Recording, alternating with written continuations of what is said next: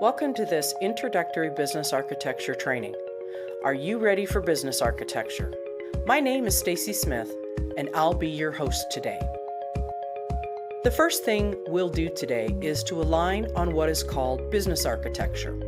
I'll also share what business architecture looks like from the inside, and I'll show you some of the visual artifacts that are common.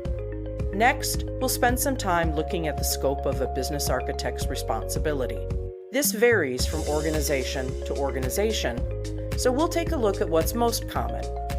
Most exciting of all, at the end of this training, you'll be able to take a skills assessment to see how well you align today and where you might want to focus in the future to improve the skills necessary to be a top-notch business architect.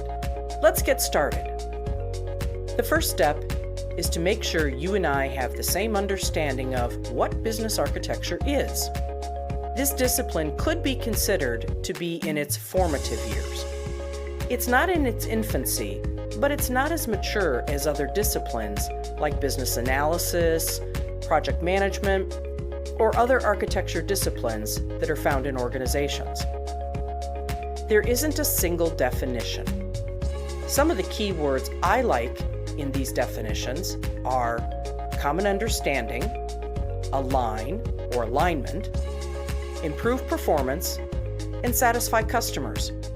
If an organization is going to undertake a business architecture discipline, the most important thing is that there be a single, agreed upon definition that is relevant to that organization.